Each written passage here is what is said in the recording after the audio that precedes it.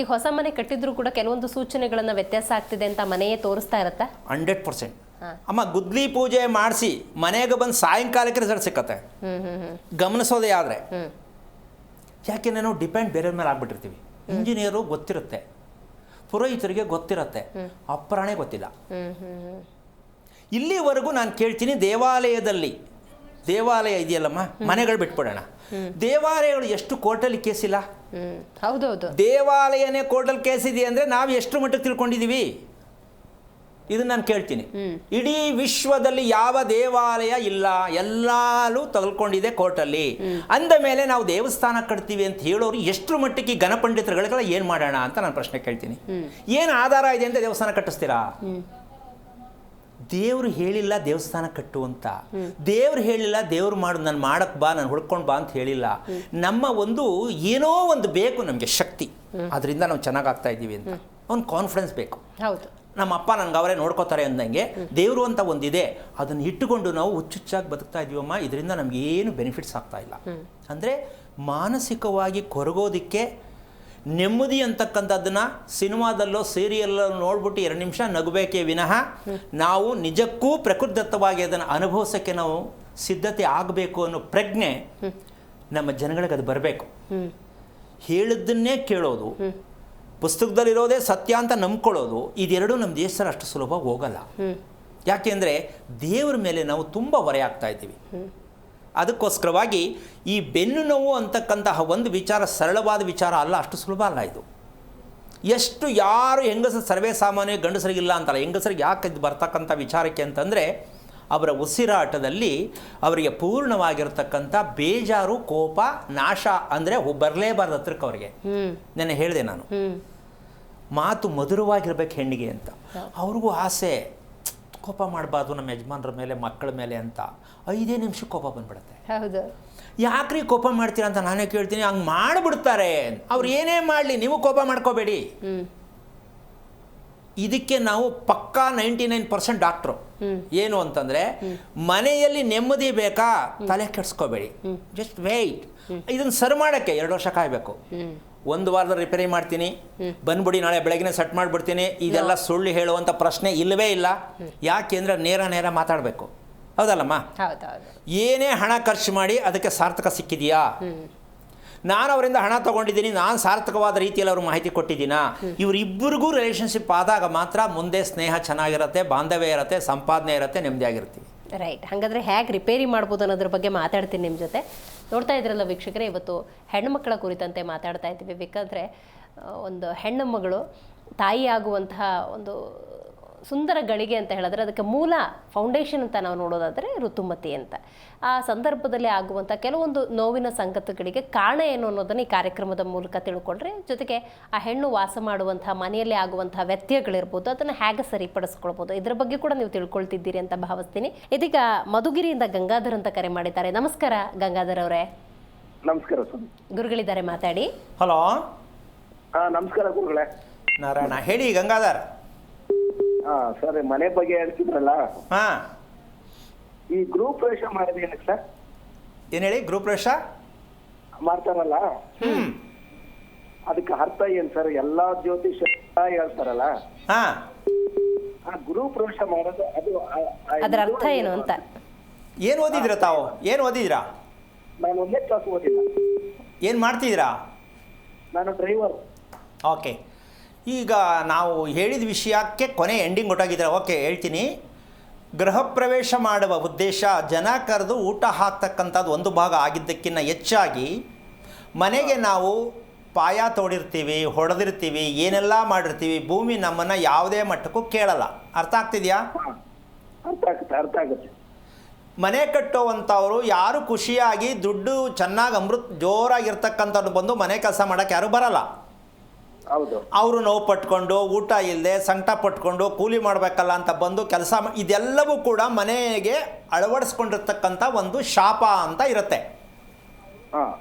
ಇದಕ್ಕೆಲ್ಲ ಪ್ರಾಯಶ್ಚಿತ್ತ ಆಗೋದಕ್ಕೋಸ್ಕರವಾಗಿ ಕೆಲಸ ಮಾಡೋದವ್ರನ್ನ ಕರೆಸಿ ಅವರಿಗೆ ಬಟ್ಟೆ ಕೊಟ್ಟು ಊಟ ಹಾಕಿ ಆಶೀರ್ವಾದವನ್ನು ಮಾಡಿ ಜಾಗಕ್ಕೆ ಶಾಂತಿಯಾಗಲಿ, ನಮಗೆ ಮನೆಯಲ್ಲಿ ಕುಟುಂಬ ವಾಸ ಮಾಡುವಾಗ ನಮಗೆಲ್ರಿಗೂ ಶಾಂತಿ ಸಿಗಲಿ ಅಂತ ಹೇಳಿ ಆ ಮನೆಗೆ ಒಂದು ಸತ್ಯನಾರಾಯಣನ ಪೂಜೆಯನ್ನು ಮಾಡಿಸಿ ಕೊನೆ ಮಾಡಬೇಕು. ನಮ್ಮಲ್ಲಿ ಸತ್ಯನಾರಾಯಣ ಪೂಜೆ ಮಾಡಿ ಗೃಹ ಪ್ರವೇಶ ಕೊನೆ ಆಗಬೇಕು ಅನ್ನೋ ವಿಚಾರನೆ ಸಾಕಷ್ಟು ಜನಕ್ಕೆ ಗೊತ್ತಿಲ್ಲ. ಅರ್ಥ ಆಯ್ತಾ ನಿಮಗೆ? ಅರ್ಥ ಆಯ್ತು. ಸತ್ಯನಾರಾಯಣನ ಪೂಜೆ ಆಗಲೇಬೇಕು. ಯಾಕೆ ಅಂದರೆ ಗ್ರಹಗಳು ಎಲ್ಲ ಗ್ರಹಗಳ ಶಕ್ತಿ ಅದರಲ್ಲಿರುತ್ತೆ ಅನ್ನೋ ಉದ್ದೇಶ. ಹೇಳಿ. ನೀವು ಹೇಳಿದ್ದೆಲ್ಲ ಕರೆಕ್ಟ್ ಆಯ್ತು. ಹಲೋ, ಹೇಳಿ. ನೀವು ಹೇಳಿದ್ದೆಲ್ಲ ಕರೆಕ್ಟ್ ಆಯ್ತು. ಈ ಗುರು ಪ್ರವೇಶ ಮಾಡೋದಕ್ಕೆ, ಹಲೋ ಹೇಳಿ, ಕಂಟಿನ್ಯೂ ಮಾಡಿ. ಅಲ್ಲಲ್ಲ, ಒಂದು ನಿಮಿಷ ಸ್ವಾಮಿ, ನಾನು ಹೇಳ್ತಾ ಕೇಳ್ರಿ. ಗಂಗಾಧರ್ ಅವರೇ, ನೀವು ಪಾಸ್ ತಗೊಳಕ್ ಹೋಗ್ಬಿಡಿ, ಟಿವಿ ನೋಡ್ಕೊಂಡು ಮಾತಾಡ್ಬಿಡಿ, ನೇರವಾಗಿ ಪ್ರಶ್ನೆ ಕೇಳ್ಬಿಡಿ. ನೇರವಾಗಿ ನಾನು ಕೇಳ್ತಾ ಇರೋದು. ಹೇಳಿ. ಈಗ ಸತ್ಯನಾರಾಯಣ ಪೂಜೆ ಎಲ್ಲ ಉಂಟು, ಪೂನೆಯವ್ರಿಗೂ ಊಟ ಹಾಕೋದು ಕರೆಕ್ಟ್. ಆದ್ರೆ ಆ ಭೂಮಿ ಒಳಗೆ ಇದು ಪ್ರವೇಶ ಮಾಡೋದು ಏನು ಶಾಂತಿಗೆ ಅಂತ ಹೇಳಿದ್ರು. ಊಟ ಹಾಕೋದು, ಈ ಸತ್ಯನಾರಾಯಣ ಪೂಜೆ ಅವೆಲ್ಲ ನನಗೆ ಗೊತ್ತಿಲ್ಲ. ಅದು ಮಾಮೂಲಿ ಪೌರ್ಣಮಿ ದಿನ ಯಾವಾಗಲೂ ಸತ್ಯನಾರಾಯಣ ಪೂಜೆ ಮಾಡ್ತಾರೆ. ಆ ಭೂಮಿ ಒಳಗೆ ಯಾವ ಶಾಂತಿಗೋಸ್ಕರ ಗೃಹ ಪ್ರವೇಶ ಮಾಡೋದು, ಇದೊಂದು ಉತ್ತರ ಹೇಳ್ಬಿಡ್ರಿ ಸಾಕು. ಶಾಂತಿಗೆ ಮಾಡಕ್ಕೆ ಭೂಮಿಗೆ ಶಾಂತಿ ಮಾಡೋದು ಯಾವ ಥರ ಮಾಡ್ತೀರಾ ಶಾಂತಿ ನೀವು? ಇಲ್ಲ, ತಪ್ಪು. ನಾನು ಆ ವಾಸ್ತು, ನಾನು ಈ ವಾಸ್ತು, ಆ ರಾಗಿಗೆ ರಿಂಗ್ ಅಂತ ಎಲ್ಲಾ ಜ್ಯೋತಿಷ್ಗೂ ನೋಡಿದ್ದೀನಿ. ಈ ಗೃಹ ಪ್ರವೇಶ ಮಾಡೋದಕ್ಕೆ ಯಾವ ವಿಧಾನ ಮಾಡಬೇಕು ಅಂತ ಹೇಳಿ, ಊಟ ಹಾಕೋದು, ಸತ್ಯನಾರಾಯಣ ಪೂಜೆ ಮಾಡೋದು, ದೇವ್ರ ಪೂಜೆ ಮಾಡೋದು, ಅದು ಬೇಡ. ಅಲ್ಲ, ಒಂದು ವಿಷಯ ಕೇಳಿ. ಈಗ ಗಂಗಾಧರ್ ಅವರೇ, ಒಂದು ನಿಮಿಷ ಅರ್ಥ ಮಾಡ್ಕೊಳ್ಳಿ. ಮದುವೆ ಮಾಡೋದು ಏನಕ್ಕೆ, ಮದುವೆ ಮಾಡೋದು ಹೆಂಗೆ ಅಂತ ಪ್ರಶ್ನೆ ಕೇಳ್ದಂಗಿದೆ. ದಯವಿಟ್ಟು ಸ್ವಲ್ಪ ಅರ್ಥ ಮಾಡ್ಕೊಳ್ಳಿ. ಗೃಹ ಪ್ರವೇಶ ಮಾಡೋದು ಏನಕ್ಕೆ ಅನ್ನೋದು ಉತ್ತರ ಕೊಟ್ಟಿದ್ದೀನಿ. ಅಂದ್ಬಿಟ್ಟು ಶಾಂತಿ ಮಾಡ್ತಕ್ಕಂಥದ್ದು, ಊಟ ಮಾಡಿದ ತಕ್ಷಣ, ಪೂಜೆ ಮಾಡಿದ ತಕ್ಷಣ ಮನೆ ಶಾಂತಿ ಆಗೋದಿದ್ರೆ ದಿನ ಒಬ್ಬರು ಎಲ್ಲರೂ ಮಾಡಿಸ್ತಾ ಇದ್ರು. ಮನೆಯನ್ನು ಕಾರ್ಯಕ್ರಮದ ಅರ್ಥ ಮಾಡ್ಕೊಳ್ಳಿ. ಮನೆಯನ್ನು ಕಟ್ಟುವ ವಿಧಾನದಲ್ಲಿ ಶಾಂತಿ ಸಿಗುತ್ತೆ ಹೊರ್ತು, ಮನೆ ನಿರ್ಮಾಣದಲ್ಲಿ ಶಾಂತಿ ಸಿಗುತ್ತೆ ಹೊರ್ತು, ಮನೆಯ ನೆಲದ ಮಟ್ಟದಲ್ಲಿ ಶಾಂತಿ ಸಿಗುತ್ತೆ ಹೊರ್ತು, ಪೂಜೆಯಿಂದ ಶಾಂತಿ ಸಿಗೋದಾದರೆ ದಿನ ಒಬ್ಬೊಬ್ಬರು ಪೂಜೆ ಮಾಡಿಸ್ತಿದ್ರು. ಇದನ್ನು ದಯವಿಟ್ಟು ಅರ್ಥ ಮಾಡ್ಕೋಬೇಕು. ಮನೆ ಕಟ್ಟೋ ವಿಧಾನ ಗೊತ್ತಿದೆಯಾ? ದಯವಿಟ್ಟು ಯಾರೇ ಬರಲಿ ನಾನು ಸನ್ಮಾನ ಮಾಡ್ತೀನಿ. ಮನೆ ಕಟ್ಟುವ ವಿಧಾನವನ್ನು ಹೇಳ್ಕೊಡ್ಬೇಕು. ಇದು ಚಾಲೆಂಜ್ ಮಾಡಿ ಹೇಳ್ತೀನಿ. ನಾವು ಯಾವ್ಯಾವುದನ್ನು ಕೇಳಕ್ಕೆ ಹೋಗೋದಲ್ಲ. ಮನೆಯನ್ನು ಕಟ್ಟುವ ವಿಧಾನ, ಸೂಕ್ತವಾದ ಮನೆ ಅಂದರೆ ಹೇಗಿರಬೇಕು, ಇದು ಫಸ್ಟ್ ತಿಳ್ಕೋಬೇಕು. ಪೂಜೆಯಿಂದ ಎಲ್ಲ ಒಳ್ಳೆಯದಾಗತ್ತೆ ಅನ್ನೋದಾದರೆ ದಿನಕ್ಕೆ 10 ಜನ ಪೂಜೆ ಮಾಡಿಸಿ ಮನೆ ಒಳ್ಳೇದು ಮಾಡ್ಕೊಂಡ್ಬಿಡ್ತಿದ್ರು. ಪೂಜೆ ಅಂತಕ್ಕಂಥದ್ದು ನಾವು ಮಾಡ್ಕೊಂಡಿರ್ತಕ್ಕಂಥ ಒಂದು ವ್ಯಾವಹಾರಿಕವಾಗಿರ್ತಕ್ಕಂಥ ಒಂದು ವಿಚಾರ. ಭಗವಂತನ ಹೆಸರು ಹೇಳಿ ಪೂಜೆಯಿಂದ ಏನೂ ಲಭ್ಯವಾಗಲ್ಲ. ಪೂಜೆ ಮಾಡೋ ಪುರೋಹಿತನಿಗಿರುವಷ್ಟು ಸಮಸ್ಯೆ ಪ್ರಪಂಚದಲ್ಲಿ ಯಾರಿಗೂ ಇಲ್ಲ. ಇದನ್ನು ಗಮನಿಸ್ಕೊಳ್ಳಿ. ಯಾರು ದೇವಸ್ಥಾನದಲ್ಲಿ ಪೂಜೆ ಮಾಡೋರಿಗೆ ಅವ್ರಿಗಿರುವಷ್ಟು ಸಮಸ್ಯೆ ಯಾರಿಗೂ ಇಲ್ಲ. ಅದನ್ನು ಬೇಕಾದ್ರೆ ನಾನು ಸಾಬೀಸ್ಪಡಿಸಿ ತೋರಿಸ್ತೀನಿ. ಅಂದಮೇಲೆ ಪೂಜೆ ಮೇಲೆ ಡಿಪೆಂಡ್ ಆಗೋದು ಎಷ್ಟು ಮಟ್ಟಕ್ಕೆ ಸರಿ ಅಂತ ಸ್ವಲ್ಪ ಯೋಚನೆ ಮಾಡಬೇಕು ನೀವು. ಪ್ರಶ್ನೆ ಕೇಳಬೇಕಾದ್ರೆ ಪ್ರಶ್ನೆಯನ್ನು ಸರಿಯಾಗಿ ನಾವು ಅರ್ಥ ಮಾಡ್ಕೊಂಡು ಪ್ರಶ್ನೆ ಕೇಳಿದ್ರೆ ಉತ್ತರ ಸಿಕ್ಕತ್ತೆ. ಶಾಂತಿ ಮಾಡೋದಕ್ಕೆ ಮನೆಯ ಕ್ರಮದಲ್ಲಿ ಬರುತ್ತೆ ಹೊರತು ಇನ್ನು ಪೂಜೆಯಿಂದ ಬರಲ್ಲ. ದಯವಿಟ್ಟು ಕರೆಕ್ಟಾಗಿ ಕ್ರಮವನ್ನು ಅನುಸರಿಸ್ಕೋಬೇಕಂದ್ರೆ ನೀವು ಯೋಚನೆ ಮಾಡಿ, ಗೊತ್ತಾಗತ್ತೆ. ಒಳ್ಳೆಯದಾಗಲಿ. ವಿಜಯಲಕ್ಷ್ಮಿ ಅಂತ ಕರೆ ಮಾಡಿದ್ದಾರೆ. ನಮಸ್ಕಾರ ವಿಜಯಲಕ್ಷ್ಮಿ ಅವರೇ. ನಮಸ್ಕಾರ ಮೇಡಮ್. ಗುರಿಗಳಿದ್ದಾರೆ, ಮಾತಾಡಿ. ಹಲೋ. ತುಂಬಾ ಚೆನ್ನಾಗಿ ಬರ್ತಾ. ಹಲೋ ಸರ್, ಗುರುಗಳೇ. ಹೇಳಿ. ಚೆನ್ನಾಗಿ ಬರ್ತಾ ಇದೆ ಪ್ರೋಗ್ರಾಮು. ತುಂಬಾ ಚೆನ್ನಾಗಿ ಬರ್ತಾ ಇದೆ ಪ್ರೋಗ್ರಾಮು. ಮನುಷ್ಯರಂದ್ರೆ ಹೆಂಗಿರ್ಬೇಕು ಅನ್ನೋದನ್ನ ತುಂಬಾ ಚೆನ್ನಾಗಿ ಹೇಳ್ಕೊಡ್ತೀರಾ. ಬೆಳಿಗ್ಗೆ ಎದ್ದೇಳೋದು ಮತ್ತೆ ಊಟ ಮಾಡೋದು ಅದೆಲ್ಲ ಚೆನ್ನಾಗಿ ಬರ್ತಾ ಇದೆ ಮೇಡಮ್. ತುಂಬಾ ಚೆನ್ನಾಗಿ ಬರ್ತಾ ಇದೆ ಗುರುಗಳೇ. Thank you so much. ಹೇಳಿ. ಇದು ನಮ್ಮ ಯಜಮಾನ್ರದ್ದು ಪೂರ್ವಭದ್ರ ನಕ್ಷತ್ರ. ಓಕೆ. ಯಾವ ವಾರದಲ್ಲಿ ಹುಟ್ಟಿದ್ದವರು? ಯಾವ ವಾರ ಹುಟ್ಟಿದ್ರು ಅಂದೆ? ಸೋಮವಾರ. ಎಷ್ಟು ವರ್ಷ ಆಯ್ತು ಮದುವೆ ಆಗಿ? ಮದುವೆ ಆಗಿ 36 ವರ್ಷ ಆಯ್ತು ಸ್ವಾಮಿ. ಓಕೆ. ಅವ್ರ ಬಗ್ಗೆ ಏನು ಕೇಳಬೇಕು ಅಂತ ಕರೆ ಮಾಡಿದ್ರಿ? ಆರೋಗ್ಯ ಸ್ವಲ್ಪ ಏರ್ಪೇರಾಗ್ತಾ ಇದೆ ಸರ್. ನೀವೇನು ಓದಿದ್ದೀರಾ? ನಾನು ಓದಿರೋದು SSLC. ಓಕೆ. ನಿಮ್ಮ ಯಜಮಾನರು ಚೆನ್ನಾಗಿ ನಿದ್ದೆ ಮಾಡ್ತಾರೆ ಅಂತ ಗೊತ್ತಾ ನಿಮಗೆ? ನಿದ್ದೆ ಮಾಡ್ತಾರೆ. ನಾವು ಅಲ್ಲಲ್ಲ, ಪದೇ ಪದೇ ಎಚ್ಚರಿಕೆ ಆಗ್ತಕ್ಕಂಥದ್ದು, ಕರೆಕ್ಟ್ ನಿದ್ದೆ ಇಲ್ಲ ಅಂತಕ್ಕಂಥದ್ದು ವಿಷಯ ಗೊತ್ತಿದೆಯಾ ಅಂತ ಕೇಳ್ತೀನಿ. ಎದೋಳ್ತಾರೆ. ಅವಾಗ ಒಂದು 5-6 ಸರಿ ರಾತ್ರಿಗೆಲ್ಲ ಎದೋಳ್ತಾ ಇರ್ತಾರೆ. ನಿದ್ದೆ ಚೆನ್ನಾಗಿ ಮಾಡಿಲ್ಲ ಅಂದರೆ ಆರೋಗ್ಯ ಚೆನ್ನಾಗಿರುತ್ತಾ ವಿಜಯಲಕ್ಷ್ಮಿ ಅವರೇ? ಎರಡನೇ ವಿಷಯಕ್ಕೆ ಬರ್ತೀನಿ. ವಾಸದ ಮನೆ ಎಷ್ಟು ವರ್ಷದ್ದು? ವರ್ಷದ ಮನೆ 16 ವರ್ಷದ್ದು ಸ್ವಾಮಿ. ಕಟ್ಸಿದ್ದಾ? ಸ್ವಾಮಿ ಕಟ್ಸಿದ್ದು. ಯಾವ ದಿಕ್ಕಿಗಿದೆ ಬಾಗ್ಲು? ಬಾಗ್ಲು ಇದು ಪೂರ್ವಕ್ಕಿದೆ. ಓಕೆ. ರಸ್ತೆನೂ ಪೂರ್ವಕ್ಕಿದೆ. ಮೇನ್ ಡೋರ್ ಎಷ್ಟಿದೆ? ಒಂದಿದೆ, ಪೂರ್ವದಲ್ಲೂ ಒಂದಿದೆ. ಅಲ್ಲ, ಮೇನ್ ಡೋರ್ ಎಷ್ಟಿದೆ ಮನೆಗೆ? ಮೇನ್ ಡೋರ್ ಒಂದಾ ಎರಡಾ? ಒಂದೇನಾ? ಇದೆ, ಹಿಂದಗಡೆ ಒಂದು ಬಾಗಿಲು ಇದೆ, ದಕ್ಷಿಣಕ್ಕೊಂದು ಬಾಗಿಲು ಇದೆ. ಓಕೆ. ನಿಮ್ಮ ಯಜಮಾನರು ಯಾವಾಗಾದ್ರೂ ಉಸಿರಾಟದಲ್ಲಿ ಸ್ವಲ್ಪ ಸಮಸ್ಯೆ ಕಂಡು ಬಂದಿದೆ ಅಂತ ಹೇಳಿದುಂಟಾ? ಹಲೋ, ಕೇಳಿಸಿಲ್ಲ ಸ್ವಾಮಿ? ಉಸಿರಾಟದಲ್ಲಿ ಸಮಸ್ಯೆ ಇದೆ, ಸ್ವಲ್ಪ ಹಿಡ್ದಂಗಾಗತ್ತೆ ಅಂತ ಯಾವಾಗಾರು ಹೇಳಿದುಂಟಾ ಅಂದೆ? ಆಪರೇಷನ್ ಆಗಿದೆ. ಆಪರೇಷನ್ ಆಯ್ತಾ? ಆಯ್ತು ಸ್ವಾಮಿ. ಈಗ ನೀವು ಅರ್ಥ ಮಾಡ್ಕೋಬೇಕು, ನಾನು ಹೇಳಿದ್ದು ನಿದ್ದೆಯಿಂದ, ಉಸಿರಾಟದಿಂದ ನಿದ್ದೆ ತೊಂದರೆ ಅಮ್ಮ.